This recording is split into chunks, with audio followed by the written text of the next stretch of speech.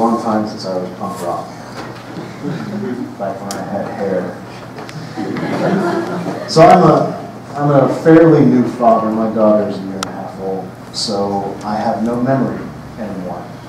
So that's why I have notes over here. I hope you'll forgive me.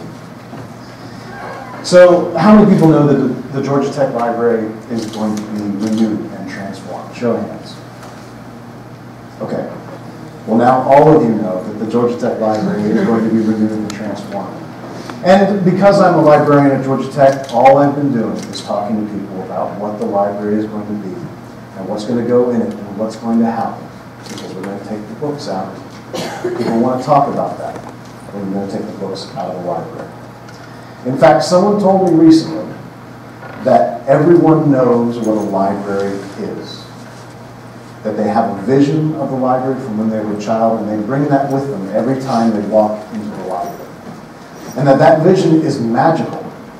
And why wouldn't it be? I mean, when you're a kid, you walk into the library and you see all these rows of books that are taller than you are, that all smell like the past, and vanilla, kind of like your grandfather's coat, written by people that you'll never meet, who can still speak to you intimately, doing that trick that Stephen King thinks we should call telepathy, or words on paper, create thoughts in your head.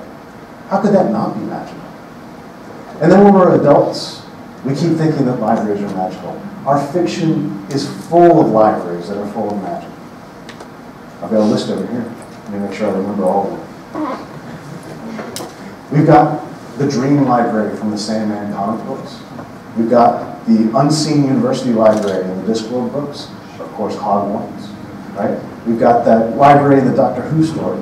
We've got Buffy the Vampire Slayer. And where was it that the Ghostbusters saw the first ghost? In the New York Public Library. So,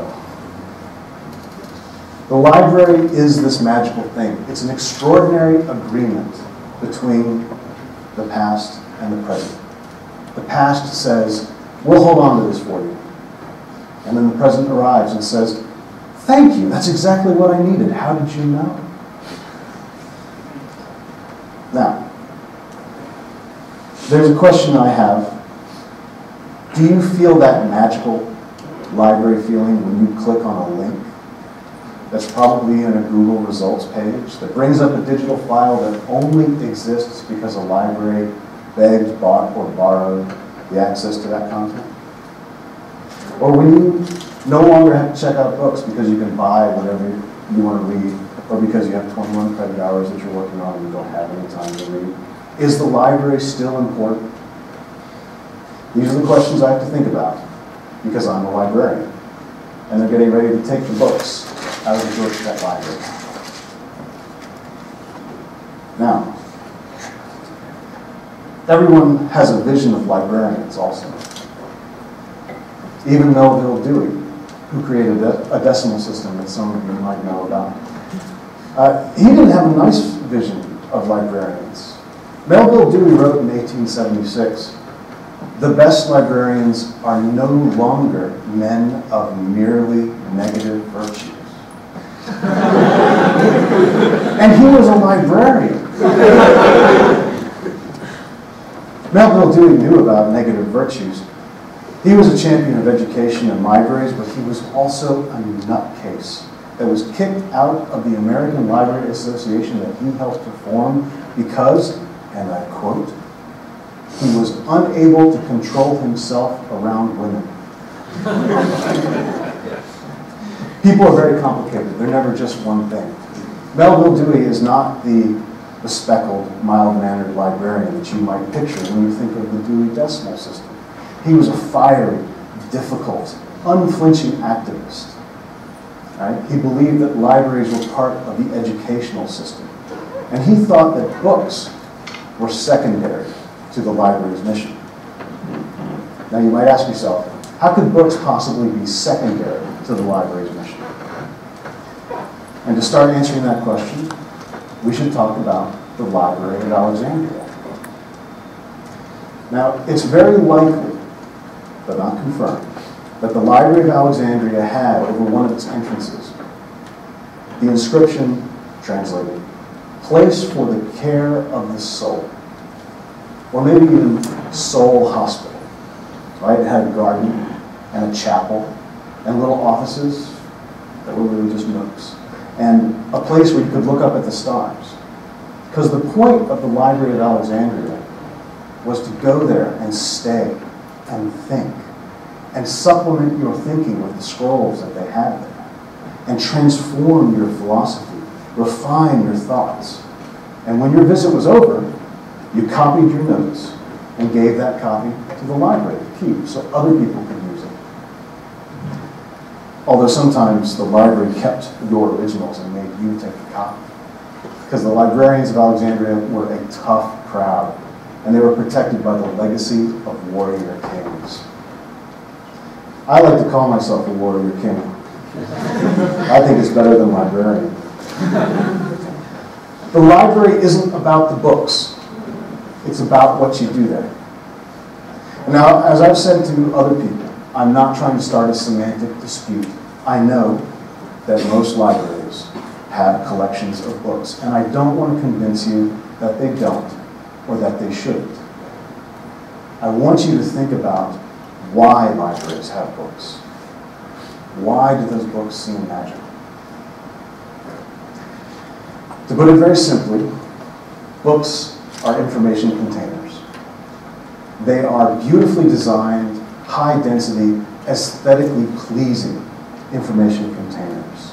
And they were, for a long time, the best way to keep, transport, and access information. That's why when Thomas Jefferson said, "I cannot live without books," it was a lot like someone saying, "Now, I'd die without my iPhone." It's not the thing it can do for you, right? Jefferson was not going to die for lack of stacks of paper. He was going to die for the lack of new information that could bounce around in his skull and then come roaring back out, transformed and amazing and absolutely infuriating to John Adams. For a long time, books were the end result of any creative or intellectual endeavor. Almost any. People would sum up their life's work and put it in a book. They'd write down everything they'd discovered and they'd put it in a book. Or they'd take pictures or draw pictures of the things that they had made and collect those in a book. And libraries were perfect places to write books. You go there with your pad of paper, your pencil, pull some books off the shelf, do a little reading, follow some citations, take some notes, write some, read some, write some, read some. You do that every day for 3 months, and you'll have a book. But we don't all write books anymore. A book can't sum up everyone's life work, everyone's life's work. And sometimes a book can't contain everything that one person discovers. I mean, there's computers now. And when you take a picture, it's got embedded in it practically a book's worth of metadata. And 100 people see it before you even realize that you hit send on your phone. So, if we reimagine the library, if we think of what should a library be in a world where books aren't king, where information is fast and knowledge is material and virtual and collaborative all at the same time, what do we get? A sneeze. We get a building that you can come to and live in for a while.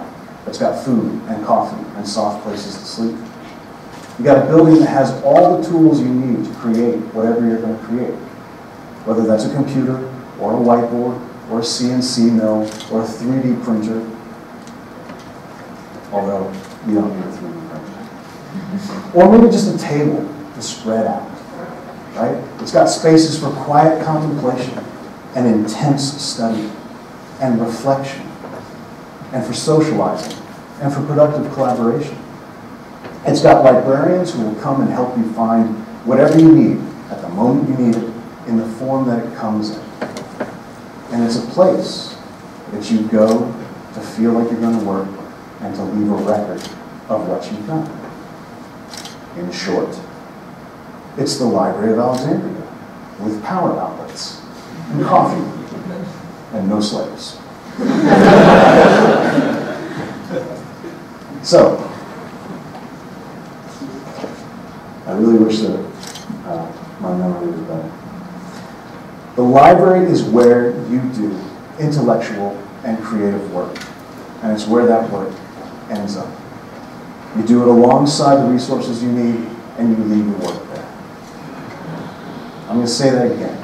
The library is where your work ends up.